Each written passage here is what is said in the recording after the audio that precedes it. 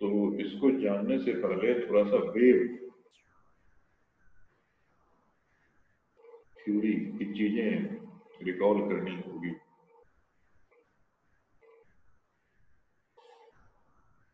कि सबसे पहले वेव क्या होता है, एक जगह से दूसरे जगह कैसे प्रोपागेट करता है, वेव की क्या क्या प्रॉपर्टीज होती है, सब हो गया ना। सारा लेक्चर दे दिए तुमको, जो कल लेक्चर दिए हैं उसमें लेंस है, ऑप्टिकल इंस्ट्रूमेंट सब है उसमें, देखे नहीं है? लेंस ऑप्टिकल इंस्ट्रूमेंट सब है, देखो ना। सर पूरा हमको लगा रिकॉर्डिंग है इसलिए नहीं देख। नहीं, पूरा का पूरा वेव ऑप्टिक रे ऑप्टिक्स पूरा है उसमें। यस लेंस लेंस पूरा अच्छा खासा काफी डिटेल में है।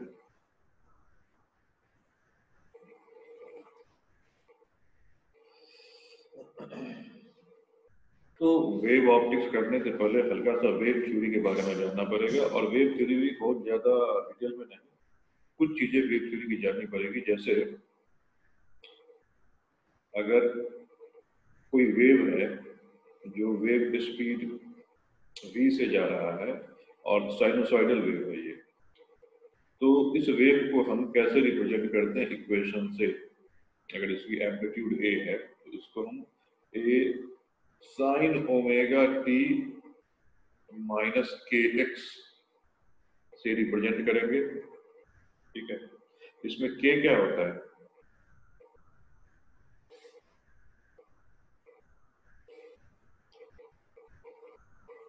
Wave number. Wave number. तो k को निकालते कैसे हैं मैथमेटिकली? k की वैल्यू कितनी होती है? Minus omega by v।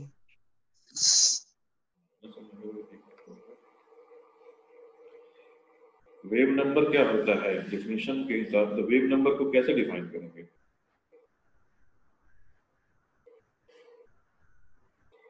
देखो, अगर हम वेव की बात करते हैं तो वेव होता है डिस्टरबेंस। और मान लो डिस्टरबेंस कुछ इस तरीके से ट्रेवल कर रहा है, तो यहां से यहां तक के लेंथ को हम बोलते हैं वेवलेंथ।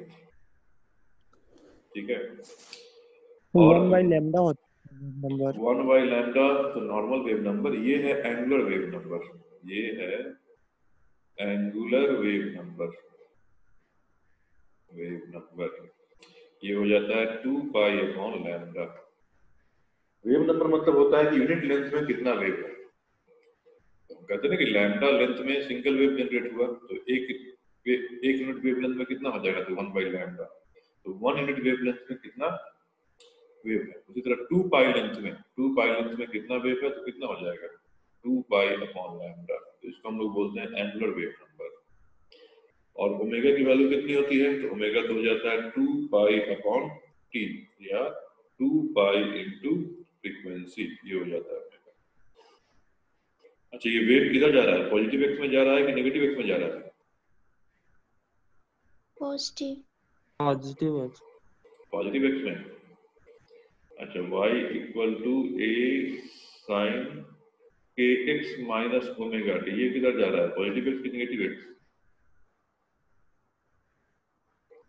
पॉजिटिव में। ये भी पॉजिटिव, ही पॉजिटिव, दोनों पॉजिटिव, ये भी पॉजिटिव, ये भी पॉजिटिव।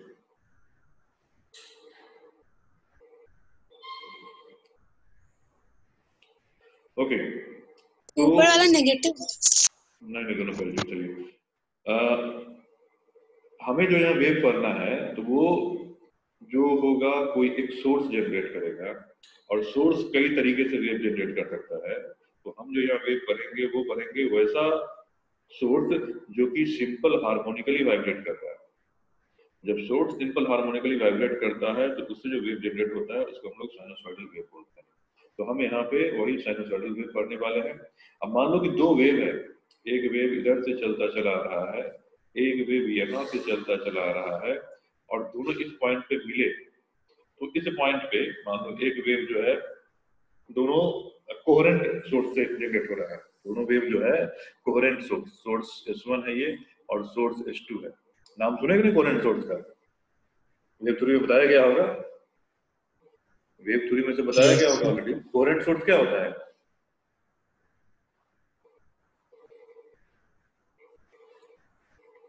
कैसे सोर्स को हम लोग कोहेरेंट सोर्स बोलेंगे? Coherent and incoherent source.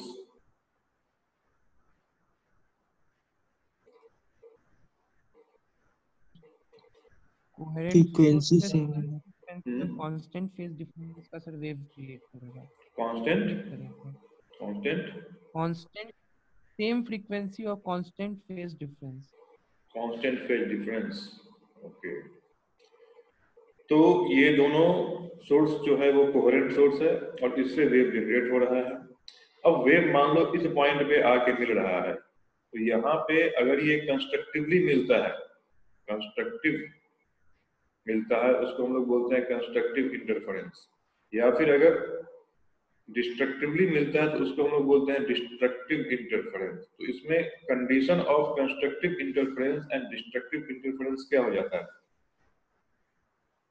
क्या इक्वेशन लिखते हैं कंस्ट्रक्टिव इंटरफेरेंस के लिए और क्या लिखते हैं मैथमेटिकल इक्वेशन डिस्ट्रक्टिव इंटरफेरेंस के लिए?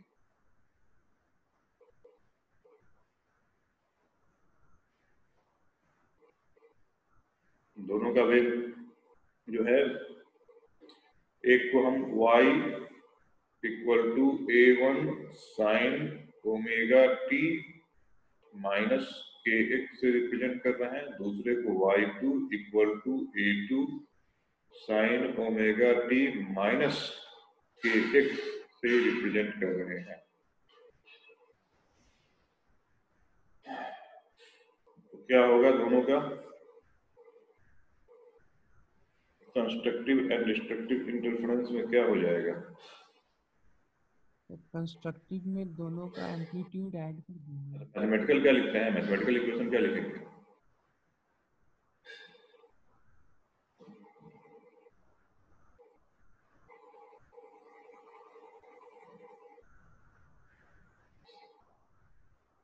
कंस्ट्रक्टिव इंटरफेरेंस के लिए मैथमेटिकल इक्वेशन क्या लिखेंगे? ये सब पता होना चाहिए पहले तो। ये सब नहीं पता हो तो काफी समय लग जाएगा बताने में। वेव का जो वेव पूरा का वेव थ्योरी, क्योंकि इसमें जो वेव थ्योरी में जो भी कुछ पढ़े होगे ना सब अप्लाई होगा।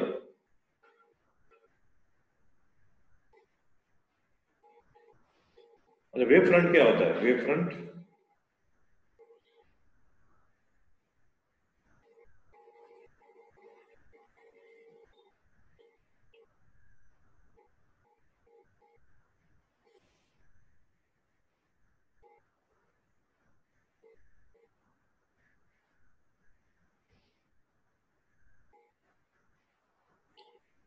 सपोज करो मैंने एक वेव लिया और इस पे मैं कुछ पार्टिकल्स ले रहा हूं, 1 2 3 4 5 6 7 8 9। तो मुझे इसमें से बताओ कि वो सारे पार्टिकल जो सेम फेज में हैं, सेम फेज वाले पार्टिकल कौन कौन होंगे?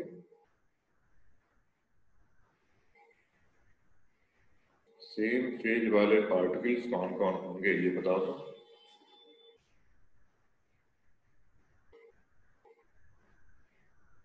26 159 159 159, ओके। और 26 48 48 26 26 26 37 37 37। ठीक है, तो अगर और 8 बहुत सारे वेव्स जा रहे हैं, जैसे मान लो एक और वेव बगल से यहाँ से ले लिया, तो इसमें भी ऐसे बहुत सारे पार्टिकल होंगे जो सेम फेज में होंगे। ठीक है, अब मान लो ये वेव 1 है और ये वेव 2 है। अब इसमें मैं पार्टिकल्स बताता हूँ, 1 dash 2 dash 3 dash 4 dash 5 dash 6 dash 7 8 9 10 11। अब वेव 1 और वेव 2 के कौन कौन पार्टिकल सेम फेज में है?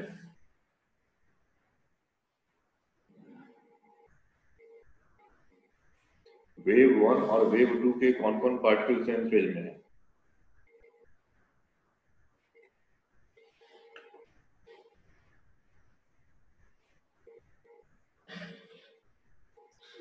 वन थ्री डैश के साथ। नहीं, अब कंपेयर वेव 1 के नहीं कंपेयर करना है, वेव 1 के पार्टिकल को लेना है और वेव 2 के पार्टिकल को लेना है जो कि सेम फेज में हो। 1 1 1 dash 1 1 वन और थ्री डैश। जैसे मान लो जैसे 1 बोले, यहाँ से 1 डैश बोले, तो 1 डैश का जो फेज है वैसा फेज वेव 2 में कौन कौन पार्टिकल का है? 3 7। 3 and 7।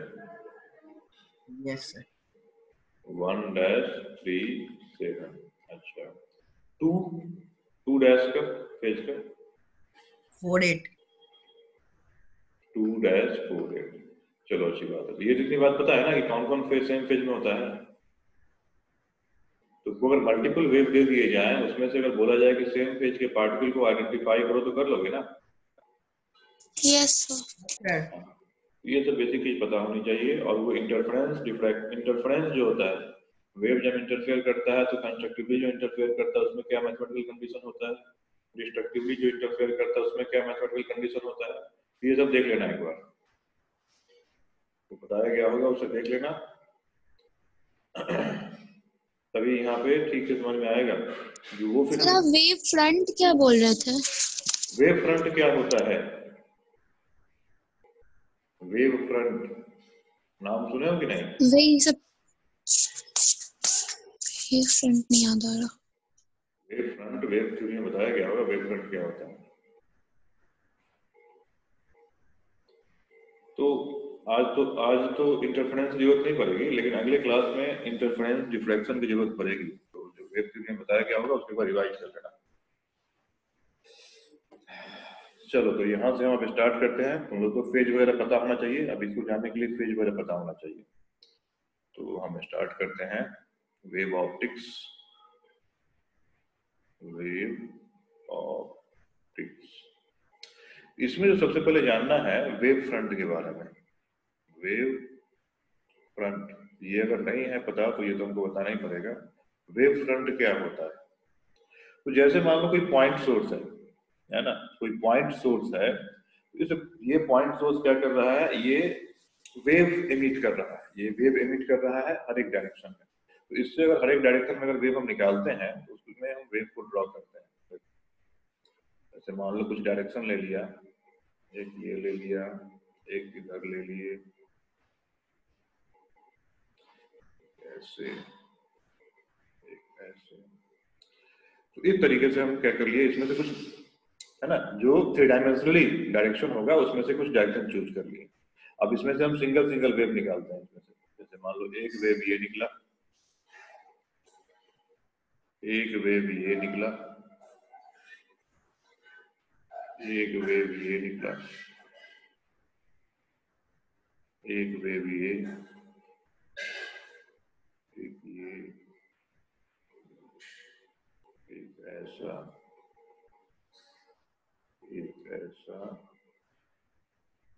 एक ऐसा। ठीक है, तो ये वेव जो है निकल रहे हैं और आगे की तरफ। और ये क्या होगा, ये 2 डायमेंशनल नहीं होगा। तुम इमेजिन कर सकते हो कि पॉइंट सोर्स से, मतलब एक पॉइंट है और उससे हर एक डायरेक्शन में 3 डायमेंशनली इस तरह के वेव जो है निकल रहा है, जनरेट हो रहे हैं। अब अगर मैं इसमें से कुछ पॉइंट को आइडेंटिफाई करूं, जैसे ये वाला पॉइंट, ये वाला पॉइंट, ये, ये,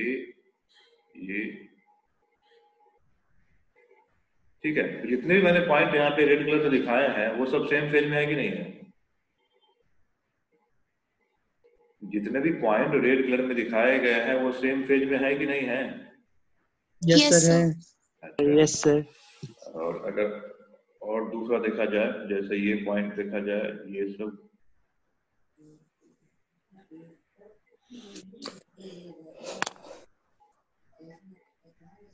ये सब जो ब्लैक कलर से दिखाया गया है वो भी सेम फेज में है कि नहीं है? Yes sir. बट है। रेड और ब्लैक का फेज क्या है? अलग अलग एक सेम है? यस सर, अलग अलग है। अलग अलग है, ठीक है। तो अब क्या करो कि जितने भी ऐसे तुम्हें क्या करना है, जितने भी तुम्हें रेड कलर वाले पॉइंट दिख रहे हैं जो सेम फेज में है, उन सारे पॉइंट को, यहाँ तो कुछ ही दिखाया गया है ना, उन सारे पॉइंट को जब हम ज्वाइन करेंगे, उन सारे पॉइंट को ज्वाइन करेंगे तो मुझे क्या मिलेगा? उन सारे पॉइंट को अगर ज्वाइन किया जाए तो मुझे क्या मिलेगा? स्फीयर मिल जाएगा। सर्किल मिलेगा कि स्फीयर मिलेगा? स्फीयर। सर्कल। सर्कल मिलेगा। सर्कल कहाँ से मिलेगा? स्फीयर मिलेगा ना, 3 डायमेंशनली ड्रॉ किया गया है यहाँ पे 2 डायमेंशनली, लेकिन क्या विजुलाइज करना है 3 डायमेंशनली। तो मुझे स्फीयर मिलेगा कि सर्कल मिलेगा? स्फीयर। अच्छा, ऐसे ही अगर मैं एक और स्फीयर ड्रॉ कर दूं, ऐसे रैंडमली मैं ड्रॉ कर दूं जिसका सेंटर वो सोर्स होना चाहिए, जिसका सेंटर जो है वो सोर्स होना चाहिए, तो ये जो स्फीयर जिन जिन वेव को कट करेगा, या इस स्फीयर पे जो जो वेव का पॉइंट्स होगा, वो सब सेम फेज में होंगे कि नहीं होंगे? यस सर, होंगे। यस सर होंगे। जैसे ये पॉइंट की बात की जाए, इस पॉइंट की बात की जाए, इस तरीके से हम रफली ड्रॉ कर रहे हैं, तो ये सब सेम फेज में होंगे, ठीक है। तो ये जो स्फेरिकल सरफेस मैंने बनाया, ये इस पॉइंट सोर्स के का वेव फ्रंट कहा जाएगा। ये जो मैंने यहाँ स्फेरिकल डिफरेंट सरफेस जो मैंने बनाया है ना, तो ये पॉइंट सोर्स का क्या कहला जाएगा? Wave front. समझ में आया वेव फ्रंट क्या होगा? Yes sir. तो वेव फ्रंट जो होता है वो एक सरफेस होता है, एक इमेजिनरी सरफेस होता है। हम वेव फ्रंट को ऐसे बोल सकते हैं कि वेव फ्रंट एक इमेजिनरी सरफेस है, और उस सरफेस पे अगर हम कोई भी पॉइंट चूज करें, उस सरफेस पे अगर कोई भी 2 पॉइंट लिया जाए, तो उन दोनों पॉइंट का फेज क्या हो जाएगा? सेम हो जाएगा। अगर मैं यहाँ पे इस पॉइंट का नाम पॉइंट 1 दे दूं, इस पॉइंट का नाम पॉइंट 2 दे दूं, तो फेज डिफरेंस बिटवीन 1 एंड 2 ये कितना होगा? 0 की नॉन जीरो? जीरो। जीरो हो जाएगा। तो वेव फ्रंट को डिफाइन किया जाता है कि वो एक इमेजिनरी सरफेस होता है, और उस सरफेस पे किसके इर्द गिर्द कोई ऑसिलेटिंग सोर्स जो कि वेव जनरेट कर रहा है, उस सोर्स के इर्द गिर्द एक इमेजिनरी सरफेस हम ऐसे ड्रॉ करेंगे जिसके हर एक पॉइंट पे अगर को लिया जाए, तो कोई भी 2 या 2 से अधिक पॉइंट लिया जाए, तो उसका फेज डिफरेंस क्या हो जाएगा? 0 हो जाएगा। तो अब एक चीज हमेशा याद रखना, ये सब आता है, क्वेश्चन पूछ सकता है, पॉइंट सोर्स जो वेव फ्रंट जनरेट करेगा वो कैसा जनरेट करेगा? पॉइंट सोर्स का वेव फ्रंट क्या होगा? स्फेरिकल होगा। तो ये सबसे पहला इंफॉर्मेशन, पॉइंट सोर्स का वेव फ्रंट स्फेरिकल होगा।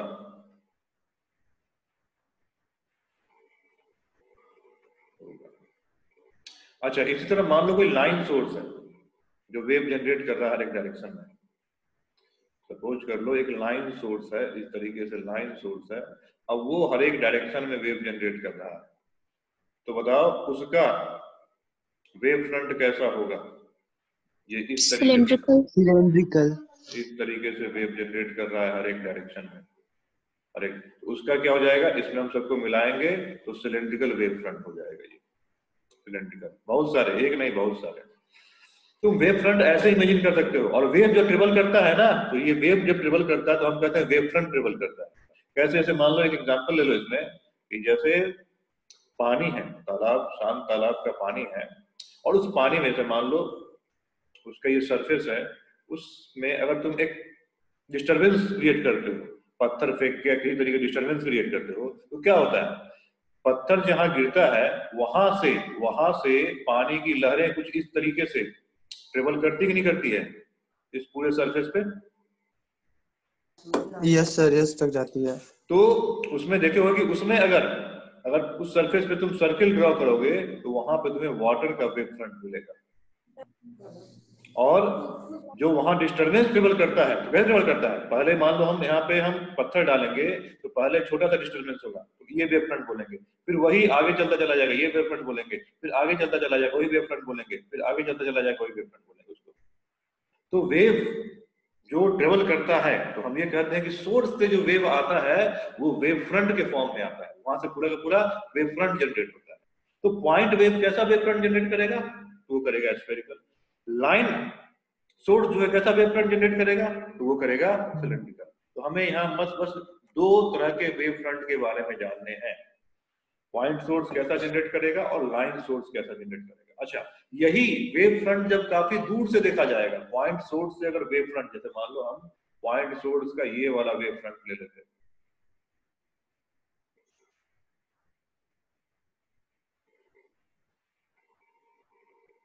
इस तरीके से, और इसमें तुमको सपोज करो तुम यहां खड़े हो और तुमको खाली इतना पोर्शन दिख रहा है, ये कैसा दिखाई पड़ेगा? Straight line.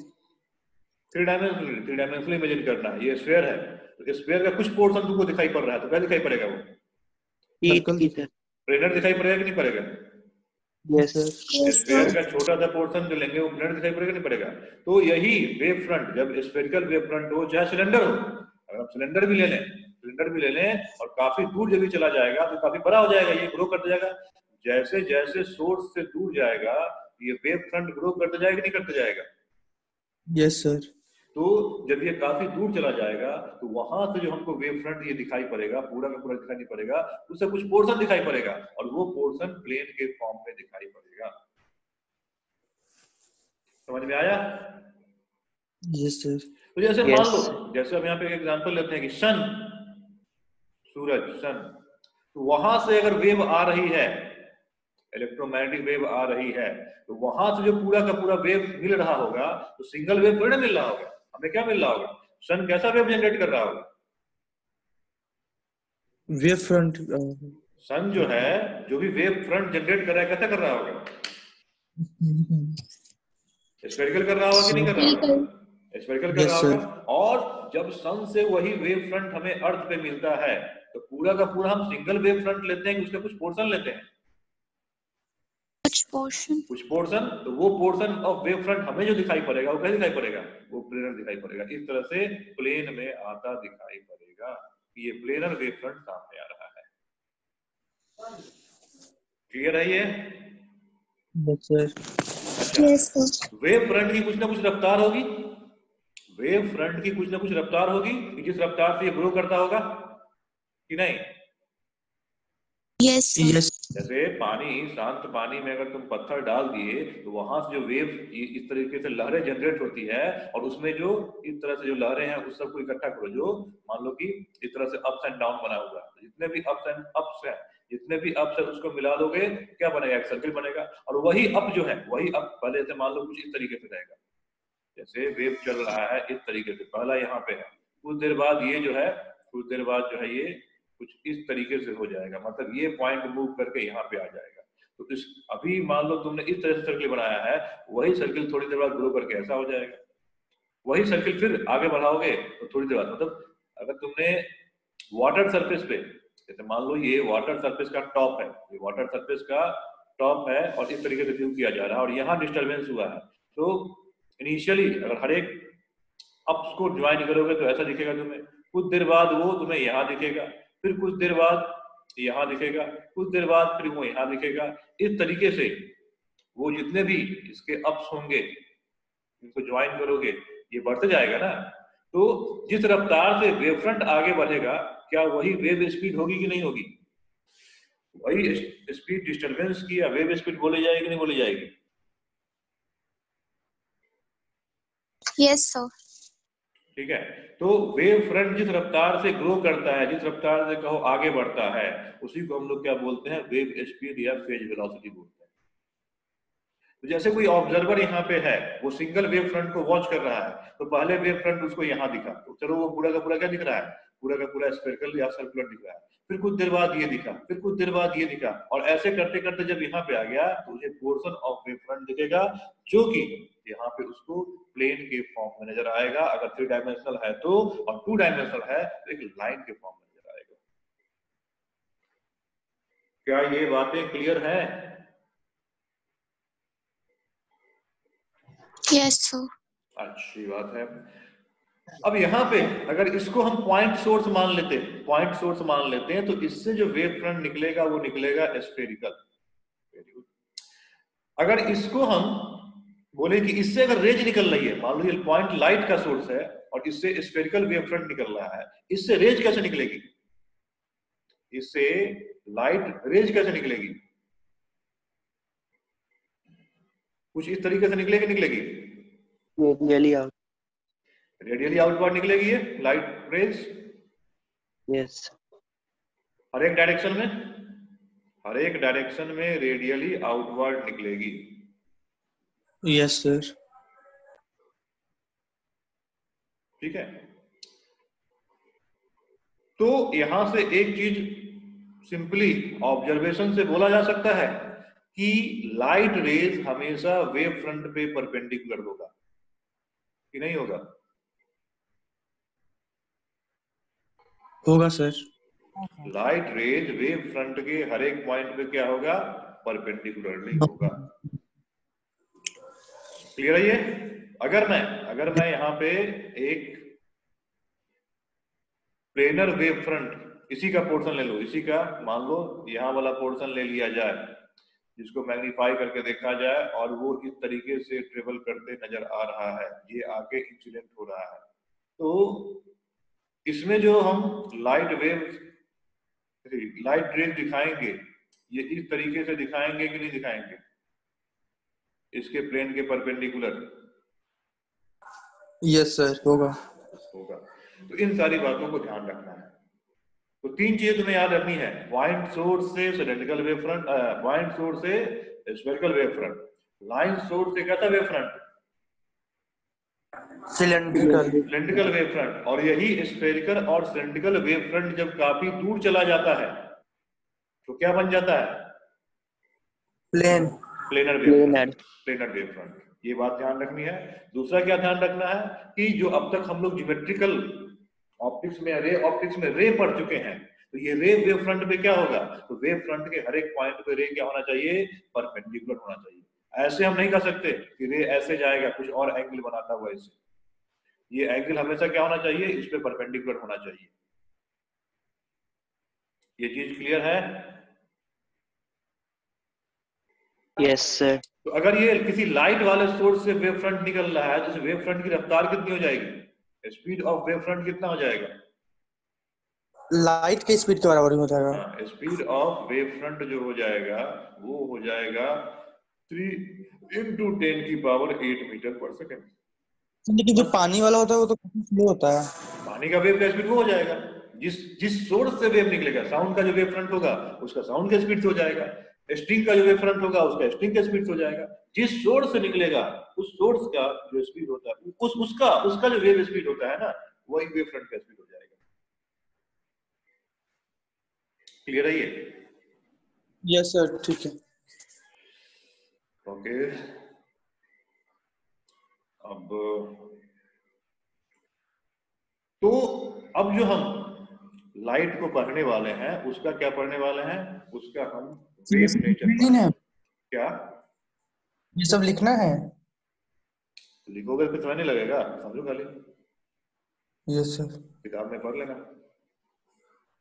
लिखा दें। सर स्क्रीनशॉट ले लेते हैं। सर खुद से लिख ली। उसे लिख लोगे सब लोग? सर लिखवाई दीजिए। यस सर, लिखवा दीजिए। 2-3 लोग बोल रहे हैं, बाकी लोग नहीं बोल रहे हैं, तो क्या समझे? लिखवाएं कि ना लिखवाएं? यस सर, लिखवा दीजिए। लिखवा दीजिए। ठीक है, चलो लिखवा देते हैं। तो लिखो वेव फ्रंट, सबसे पहला हेडिंग डालो वेव फ्रंट्स एंड रेंज, यही हेडिंग डाल दो। सबसे पहला वेव ऑप्टिक्स का सबसे पहला वेव फ्रंट एंड रेंज। तो वेव फ्रंट को क्या लिखेंगे? तो wave front is defined as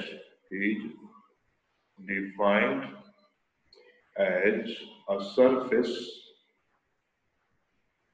surface joining the points vibrating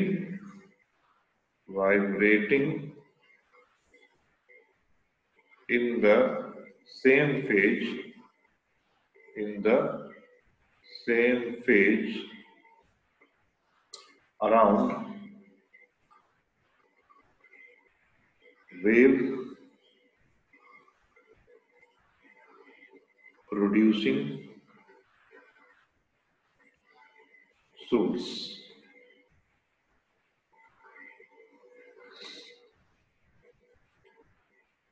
सबसे पहला पॉइंट लिखोगे। दूसरा लिखोगे the direction of propagation of wave। अब यहाँ पे क्या लेंगे? लाइट की बात करें तो लाइट का भी बात करेंगे, या कह लो वेव लाइट और रे ऑफ लाइट, और इसमें कहेंगे ray of light is along the normal या perpendicular normal to the wave front।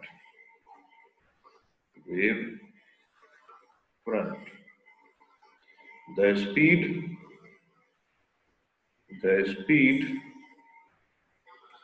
with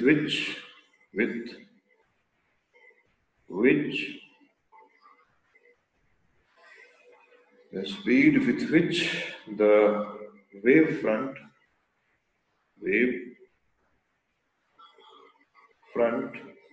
moves onwards from the source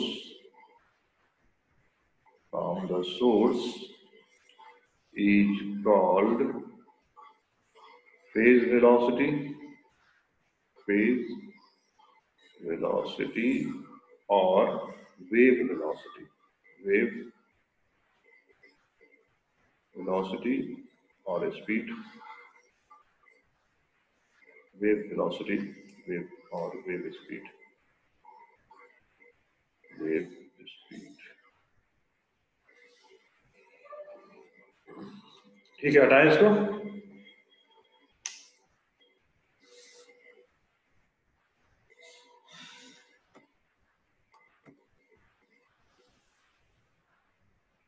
Yes, sir. Yes, sir. अब इसमें कुछ एग्जांपल्स लिए जाएं। क्या example? For point source,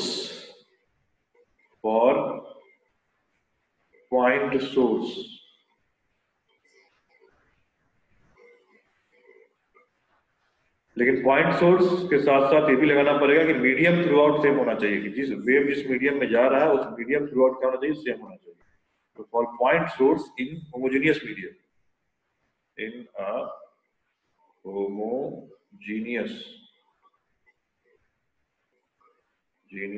medium,